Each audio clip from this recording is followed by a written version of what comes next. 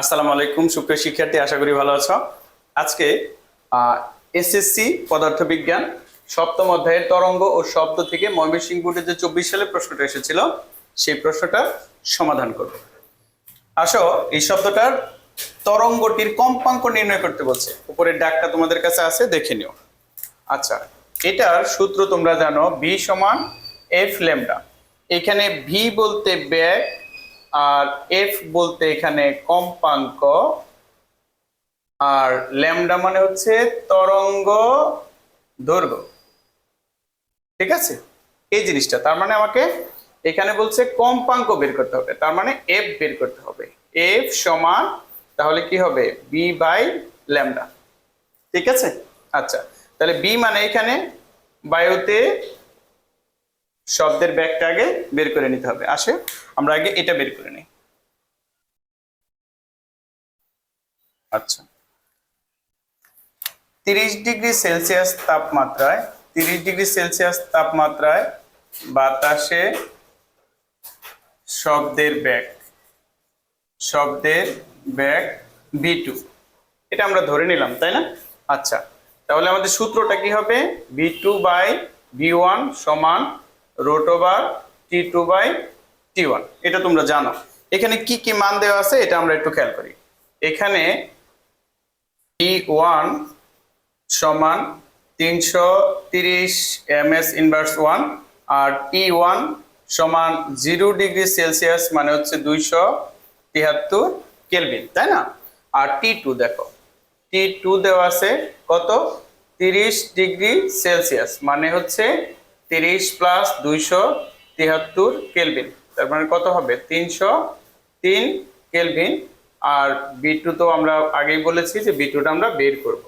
আমরা যদি এখানে মানটা বসাই তাহলে যে ঘটনাটা ঘটে সেটা হলো, তাহলে B2 সমান, যদি তুমি আর গুণ করে নিতে পারো সেটাও ভালো হয়, তাহলে কি হবে বলো, T2 by T1 root over into V1 সমান কত হবে, এখানে যদি আমরা মান বসাই তাহলে হবে 303 ভাগ হচ্ছে 273 ইন্টু 330।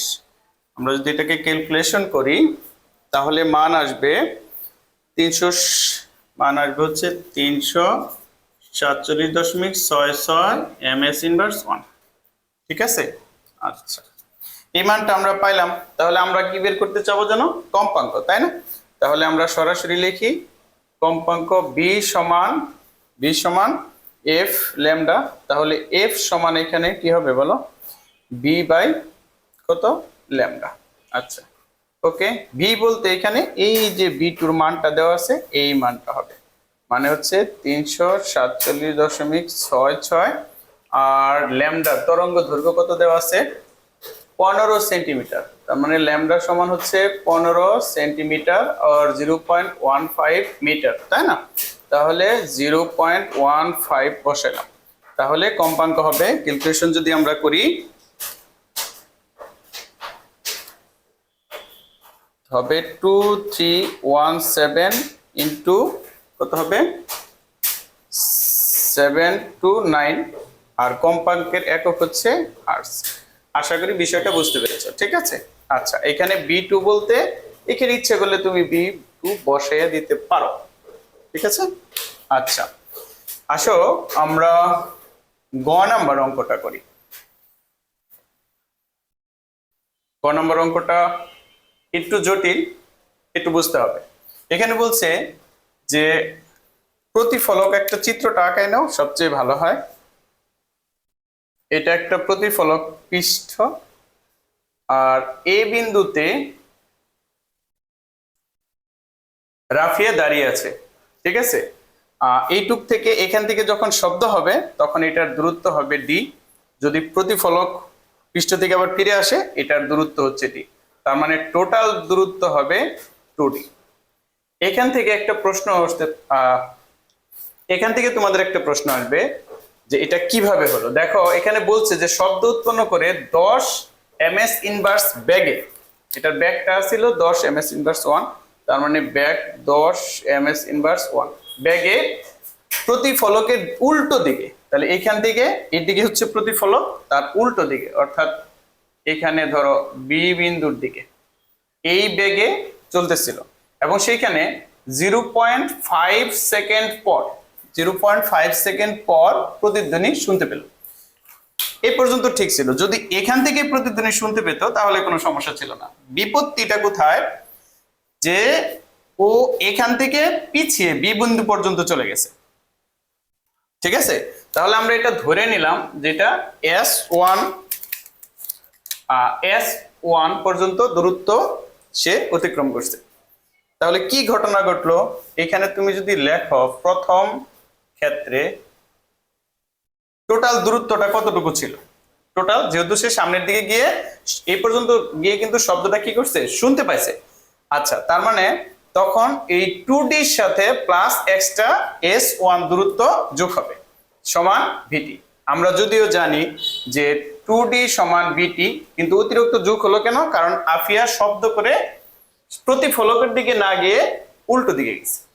আচ্ছা, আর উল্টো দিকের দূরত্ব S ধরলাম। আচ্ছা, বা এখানে যদি 2D প্লাস এই যে S দূরত্বটা গেছে, আবার আমরা জানি S সমান কত, ভিটি। ঠিক আছে, আর যেহেতু এখানে 1 ধরছি তার শব্দটা হবে, ব্যাকটা হবে B1, তাহলে হবে B1 ইন্টু টি VT। আচ্ছা, বা 2D সমান VT মাইনাস B1T। আচ্ছা, তাহলে 2D সমান এই V এর মানটা দেখো আমরা কিন্তু অলরেডি গ নাম্বারে পেয়েছিলাম। হ্যাঁ, গ হতে পাই কত পেয়েছিলাম এখানে, 347.66 ইন্টু সময় কতটুকু, 0.5 সেকেন্ড, এটা গেল মাইনাস। আর B1 মানে এখানে কত, এই যে B1 কত, 10 ইন্টু 0.5। আচ্ছা, এটাকে যদি আমরা ক্যালকুলেশন করি, আর সাথে এখানে ডি এর সাথে 2 আছে, তো এই 2টা কিন্তু আমরা এখানে না রেখে 2টাকে আমরা ভাগ করে দিতে পারি। 2 ভাগ করে দিলাম, তাহলে ডি এর মান আসবে, ক্যালকুলেশন যদি আমরা করি,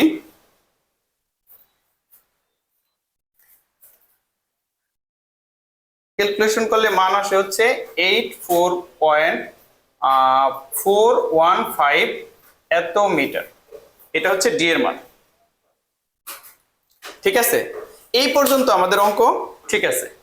প্রশ্নটা হলো গ নাম্বার বলছে আফিয়া কিন্তু এই পর্যন্ত, তাই না, B1 পর্যন্ত শুনতে পাইছে, এটা কোনো সমস্যা না। সমস্যাটা কোথায়, আমাদের বিপত্তিটা ঘটলো আফিয়া যদি একই ব্যাগে, ওই ব্যাগটা থাকবে, এই যে এখানে যে ব্যাগটা ছিল ওই ব্যাগে প্রতিফলকের দিকে দৌড়ায়, মানে আগে দৌড়াইছিল পিছনের দিকে, এখন দৌড়াবে সে সামনের দিকে দৌড়াবে।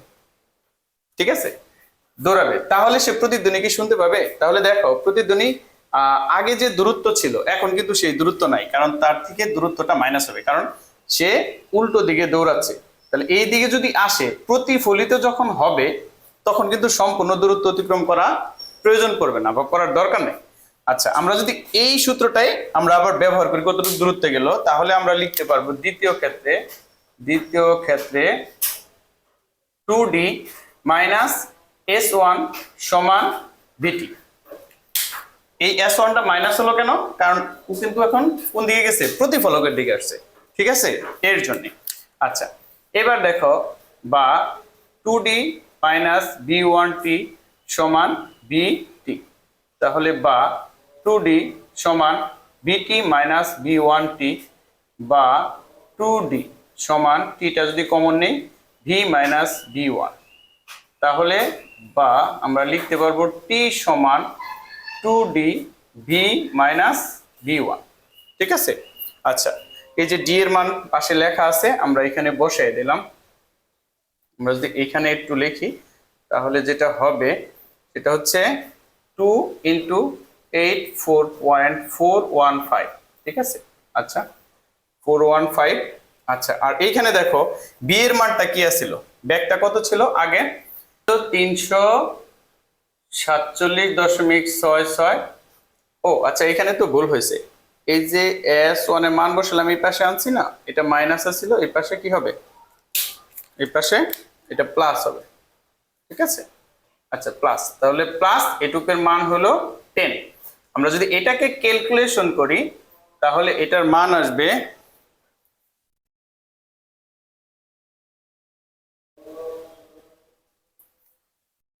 0.472 সেকেন্ড। আমাদের কোশ্চেন ছিল যে আফিয়া প্রতিধ্বনি শুনতে পাবে কিনা। আমরা জানি যে প্রতিধ্বনি শোনার জন্য ন্যূনতম সময় হচ্ছে 0.1 সেকেন্ড, আর আমাদের মান আসছে 0.472। তার মানে শুনতে পাবে, শুনতে পাবে। আশা করি আমি যে সমাধানটা করলাম সেই সমাধানটা দ্বিতীয়বার দেখতে হবে না, খুব সহজেই তুমি সৃজনশীলটা বুঝতে পারবে। সবার জন্য শুভকামনা।